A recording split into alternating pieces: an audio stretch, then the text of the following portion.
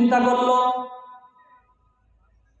দুনিয়াতে আমার পক্ষে বলার মতন কোনো মানুষ নাই, কার কাছে আমি বিচার দিব? আমার বিচার কেউ করবে না। বিদায় এই আলেম তার বাড়ি থেকে বের হয়ে ওই নবীজির রওজার পাশে যে আল্লাহর কাছে বলতেছেন, আল্লাহ, এই পৃথিবীর যদি প্রধানমন্ত্রীর কাছে বিচার দিই সে আমার বিচার করবে না, এমপি সাহেবের কাছে বিচার দিলেও আমার বিচার করবে না, চেয়ারম্যান সাহেব বিচার করবে না। মাওলারে এই কারণে দুনিয়ার কোনো মানুষের কাছে বিচার না দিয়া আমি তোমার কাছে বিচারটা দিয়ে দিলাম। আল্লাহ আল্লাহ क्या मुबारक नाम है, अल्लाह अल्लाह क्या मुबारक नाम है, अल्लाह अल्लाह आशिकू का काम है, अल्लाह अल्लाह आशिकू का काम है। या इलाही मुझसे मुझको दूर कर, या इलाही मुझसे मुझको दूर कर, ताकि देखो मुझ में मुझको एक नजर। या इलाही तो मेरा माबूद है, या इलाही तो मेरा माशूक है। মাসুক হয়ে যদি আল্লাহকে ডাকতে পারেন, আল্লাহকে ডাকার মতন যদি ডাকতে পারেন, আমার আল্লাহ আপনার ডাক ফেরত দিবেন না।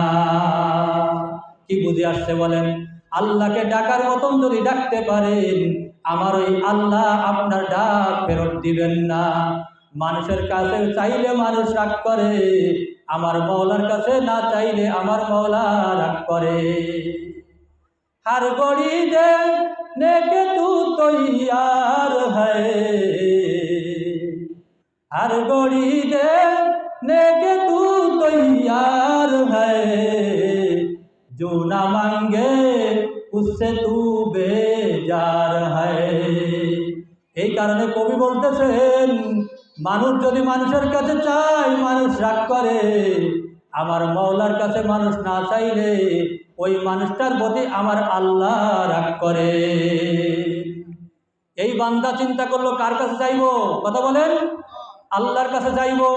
আল্লাহর কাছে চাইলো, আল্লাহ তোমার কাছে ফরিয়াদ জানাই, পৃথিবীর কোনো মানুষের কাছে আমি বিচার দিব না। ও ভাই, এই বান্দা যখন আল্লাহর কাছে এইভাবে ফরিয়াদ করলো, আমার আল্লাহ তাআলার মাওলা তার ভান্ডারে দোষ লেগে গেছে। আমার আল্লাহ বলে, ও ফেরেশতা, আমি রহমাতুল লিল আলামিন, আমি দয়ালু, আমার নাম ধরে আমার বান্দা ডাকতেছে, আমি তার ডাকটা ফেরত দিতে পারি না। আমার আল্লাহ তাআলাও বলেন, উদউনি আস্তাজিব লাকুম, তোমরা আমাকে ডাকো, আমি তোমাদের ডাকে সাড়া দিব। ও ফেরেশতা, যা যা যা, আমাকে ডেকেছে, আমি তার ডাক ফেরত দিতে পারি না, যা যা, সঙ্গে সঙ্গে চলে যা। আমার হাবিবের রওজার পাশে যে বান্দা বসে আমাকে ডাকতেছে, পৃথিবীর ডাক্তার কবিরাজ দেখানোর মতো কোনো মানুষ নাই। পৃথিবীর কোনো মানুষের কাছে বিচার দিলে বিচার করবে না, আমার কাছে বিচার দিয়েছে, যা যা, তোরা এর বিচারটা করে দে। ফেরেশতা বলে, আল্লাহ কি করব? আল্লাহ বলে, যা যা, সঙ্গে সঙ্গে যে আলেমের জিহ্বাটা কর্তন করে দিয়েছে, আমি বলে দিলাম, আগে ঠিক যেমনই ছিল তার জিহ্বাটা ঠিক তেমনি ভাবে লাগায় দিবি। আমার আল্লাহ ইচ্ছা করলে পারে কি পারে না বলেন? আল্লাহর সময় লাগে না, আল্লাহ শুধু বলবে কুন ফায়াকুন, সঙ্গে সঙ্গে হয়ে যাবে। কিন্তু পৃথিবীর ডাক্তাররা যদি ভালো করতো, কোনো না কোনো দাগ সে জায়গায় থেকে যেত। থাকে কিনা বলেন? আমার এখানে যদি অপারেশন করা হয়, সেলাই করার দাগ থেকে যাবে। আমার আল্লাহ তাআলা ফেরেশতাদের মাধ্যমে ওই আলেমের জিহ্বারে এমনভাবে লাগিয়ে দিল, আগে ঠিক যেমনই ছিল আমার মাওলা পাক তার জিহ্বাটা ঠিকই তেমনই করে দিলেন। আলেমের জিহ্বাটা ভালো হয়ে গেল। আর যে ব্যক্তি আলেমের জিহ্বাটা কর্তন করে নিল, আমার মাওলা পাক বললেন কুনু কিরাদাতান খাসিঈন। আমার আল্লাহ বললেন ওই বান্দাকে লাঞ্ছিত বানর বানিয়ে দাও। আমি আপনাদেরকে অনুরোধ করবো রে ভাই, আমার মাইকের আওয়াজটা যত দূর পর্যন্ত যাইতেছে, যত মানুষ আমার আওয়াজ শুনতেছেন, আমি সকলকে অনুরোধ করবো রে ভাই, আর কোনোদিন আপনাদের সাথে দেখা হইতেও নাও পারে, আর কোনোদিন হয়তো আপনাদের সামনে এইভাবে কথা আল্লাহ বলার সুযোগ নাও করে দিতে পারেন। এই কারণে যে সমস্ত মা বোনেরা আপনারা রান্না করতেছেন, রান্না করা অবস্থায় আমার কথাটা শোনেন। যে সমস্ত ভাইরা ব্যবসা করতেছেন, ও চৌরাস্তার ভাইরা, ও ব্যবসাদার ভাইরা, আমি আপনাদেরকে অনুরোধ করব যে কথাটা বলতেছে খেয়াল করে শোনেন। ও চায়ের দোকানের ভাইরা, আমি আপনাদেরকে অনুরোধ করব কথাটা খেয়াল করে শোনেন। পর্দার আড়ালে মা বোনেরা, আমি আপনাদেরকে অনুরোধ করব কথাটা খেয়াল করে শোনেন। ও ভাই, সময় নষ্ট না করে পারলে মাহফিলের ময়দানে চলে আসেন। এই কথাগুলো খেয়াল করে শোনেন, শুনে নিজে আমল করার চেষ্টা করেন। আমার মাওলা পাক বলে দিলেন সূরাতুল বাকারার ভিতরে আয়াত নম্বর 65, পৃষ্ঠা নম্বর 11, এই আয়াতের ভিতরে আমার আল্লাহ তাআলা বলে দিলেন কুনু কিরাদাতান খাসিঈন। ও ফেরেশতা, যা যা ওই আলেমের জিহ্বাটা ভালো করে দে, আর আলেমের জিহ্বাটা যে ব্যক্তি কর্তন করে দিল তাকে লাঞ্ছিত বানর বানিয়ে দে। সঙ্গে সঙ্গে ঘরের ভিতরে ওই যে বাড়ির মালিক, সে বানর হয়ে গেল। সকালবেলায় ঘুম থেকে সন্তানরা উঠে দেখে আমার বাবা তো বাড়ির ভিতরে নাই। ওই ঘরের ভিতরে একটা বানর, বানর এপার যায় ওপার যায়, কথা বলতে পারে না। সন্তানরা অবাক হয়ে গেল। বাড়ির ভিতরে আমার বাবা ছিল, এখন বাবা নাই। বাড়ির ভিতরে দেখি একজন বানর বাঁধা। ঘটনা কি? বানর তার কথা বলতে পারে না। সন্তানরা তাদের যত আত্মীয়স্বজন আছে সকলকে দাওয়াত করলো, সবাই আসে। ওই বানর কিন্তু সন্তানকে দেখে চিনতে পারে, ওই বানর কিন্তু তার বোনকে দেখে চিনতে পারে, ওই বানর কিন্তু তার স্ত্রীকে দেখে চিনতে পারে, ওই বানর কিন্তু তার সন্তানদেরকে দেখে চিনতে পারে। ও আমার এলাকাবাসী, আমি আপনাদেরকে অনুরোধ করব, ও ব্যবসাদার ভাইরা, কোনো আলেমের সাথে বেয়াদবি করবেন না। অনেক আলেমারা আপনাদের দোকানে অনেক সময় কেনাকাটা করতে যায়, আপনারা তাদেরকে তুচ্ছ করে দেখেন, কিন্তু চৌরাস্তার ভাইরা এমনই না।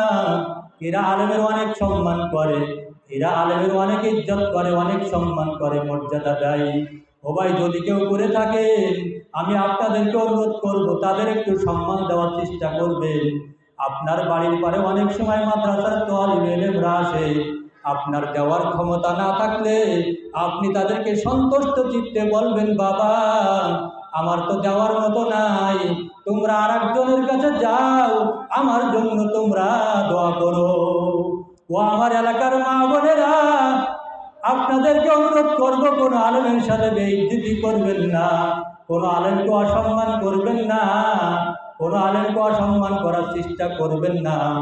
ওই এলাকার ভাইরা, ওই এলাকার মা বোনেরা, অনেক সময় ইমাম সাহেবের বাটি আপনাদের বাড়ির ভিতরে যায়, অনেক সময় ভালো খানা থাকে, সেই খানাটা ইমাম সাহেবকে না দিয়ে বাড়ির ভিতরে রেখে দেন। এই ধরনের কাজ করবেন না। ভালো খানা যদি ইমাম সাহেবের জন্য ব্যবস্থা করেন, আপনি নিয়ত করবেন আমি ইমাম সাহেবকে দিচ্ছি না। এই জামানায় যদি নবী থাকতেন, আমি এই ভালো খানাটা নিজে না খেয়ে নবীকে খাওয়াইতাম। নিয়ত করতে পারি কিনা বলেন? যদি নিয়ত করতে পারেন রে ভাই, ওই আলেমকে মর্যাদা দেওয়ার কারণে কাল কিয়ামতের মাঠে আপনার মতন আমার মতন উম্মতকে নবী জান্নাতের বাইরে রেখে নবী জান্নাতে প্রবেশ করিবেন না। সকলেই বলেন সুবহানাল্লাহ। পারবো না ইনশাআল্লাহ? পারবো? পারতে হবে, পারবো না কেন? আলেমকে বেইজ্জতি করবো না, আলেমকে সম্মান করব, বেইজ্জতি করব। যুগে যুগে আল্লাহ তাআলা দেখিয়ে দিয়েছেন, তার বাস্তব প্রমাণ। একটা আরবি কিতাবের, সাহিত্য কিতাবের প্রমাণ আমি আপনাদের সামনে দিচ্ছি। ওই যে বানর হয়ে গেল, সবাই চিন্তা করলো অনেক ধনী মানুষ আজ বানর হয়ে গেল, আমার বাবা বানর হয়ে থাকবে, এটা মেনে নেওয়া যায় না। এলাকার কোনো যুবক চায় না আমার বাবা বানর হয়ে থাকবে, এটা মেনে নেওয়া যায় বলেন? কেউ মানতে পারে? কেউ মানতে পারে না। সবাই বলল ডাক্তারের কাছে নেওয়া হোক। ডাক্তার দেখাইলো, ডাক্তার বলল না না, আমার ভালো করার ক্ষমতা নাই। অনেক বড় বড় ডাক্তার দেখাইলো, কবিরাজ দেখাইলো, যত ধরনের চিকিৎসক আছে সব চিকিৎসকের দেখাইলো, কিন্তু কেউ তাকে ভালো করতে পারলো না। আমার আল্লাহ তাকে বানর বানিয়ে দিয়েছেন, কিভাবে সে ভালো হবে? কিন্তু একজন মুরব্বী লোক বলল, বাবা, আমার মনে হয় তোমার বাবারে যত তুমি ডাক্তার কবিরের দেখাও না কেন, আমার মনে হয় তোমার বাবা কিন্তু ভালো হবে না। আমার মনে ডেকে বলে, তোমার বাবা নিঃসন্দেহে কোনো আলেম ব্যক্তিকে কষ্ট দিয়েছে, কষ্ট দেওয়ার কারণে তোমার বাবার পরিণতি এমনটি হয়েছে। আমার মনে এই কথা ডেকে বলে, ও এলাকাবাসী, আপনারা কথাটা কোট করে নিতে পারেন, আপনারা লিপিবদ্ধ করে নিতে পারেন। সত্য ঘটনা একটা আমি আপনাদের সামনে দিয়ে গেলাম। মুরব্বী যখন এই কথা বলল, তখন ওই যুবক ছেলের হৃদয়ের ভিতরে একটা কথা জেগে উঠল, অনেক দিন আগে আমার বাবা একজন আলেমকে দাওয়াত করছিল, আমার বাড়িতে দেখিলাম একজন আলেম আসছিল। নিঃসন্দেহে আমার মনে হয় আমার বাবা ওই আলেমের সাথে কোনো বেইজ্জতি করেছে। আর নিঃসন্দেহে মনে হয় আমার বাবা ওই আলেমের সাথে কোনো বেয়াদবি করিয়াছে। ওই মুরব্বী বলল, তুমি যদি তাকে খুঁজে মাপ চাইতে পারো, আমার মনে হয় ওই আলেম যদি মাফ করে দেয়, তোমার বাবা সঙ্গে সঙ্গে ভালো হয়ে যাবে। ওই যুবক চিন্তা করলো, আমার বাবাকে যে কোনো মূল্যে হোক ভালো করতে হবে। যুবক পরের দিন থেকে বের হয়ে গেল, কোথায় ওই আলেমকে পাওয়া যায়, কোথায় ওই আলেমকে পাওয়া যায়। খুঁজতে খুঁজতে হয়রান হয়ে যায় বাবাকে ভালো করার জন্য। খুঁজতে খুঁজতে এক পর্যায়ে সে নবীর রওজার কাছে চলে গেছে। নবীর রওজার কাছে দেখে ওই যুবক, ওই আলেম ব্যক্তি, সে কবিতা আবৃত্তি করতেছেন, চমৎকার হে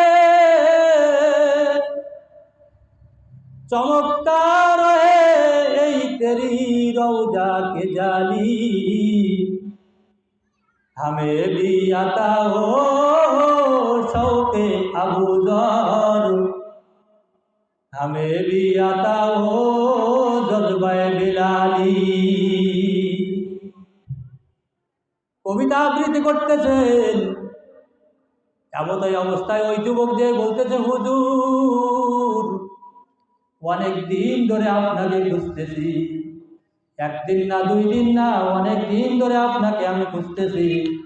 হুজুর আপনার কাছে একটা আবেদন জানাই, আমার বাড়িতে একটু যাইতে হবে। বলে হ্যাঁ চলো, আলেম মানুষ, আলেমকে মারবেন ধরবেন, আবার মাপ চাইবেন, দেখবেন মাপ করে দিবে। ও ভাই আপনারা দেখেছেন এর অনেক আগেও আলেমদেরকে অনেক মারধর করা হয়েছে। আলেমদের কাছে ক্ষমা চাইলে আলেমরা মাফ করে দেয়। এই যুবক চিন্তা করলো, এই হুজুরকে আমার বাড়িতে নিয়ে যাইব। আবেদন করেছে, হুজুর আমার বাড়িতে চলেন। হুজুর ওই যুবকের সাথে সাথে তার বাড়িতে গেছে। যে বাড়ির ভিতরে যখনই ঢোকার সঙ্গে সঙ্গে দেখে একটা বানর বাঁধা। ওই আলেম ব্যক্তি বলতেছে, ও যুবক তোমার বাড়ির ভিতরে কেন বানর বেঁধে রেখেছো? এই বলার সঙ্গে সঙ্গে যুবক হুজুরের হাত পা জোর করে ধরে কেড়ে দিয়েছে। বলতেছে, হুজুর আমার বাড়ির ভিতরে যে বানর দেখতেছেন আসলে কিন্তু বানর না। হুজুর আজ থেকে অনেক দিন আগের কথা বলতেছি,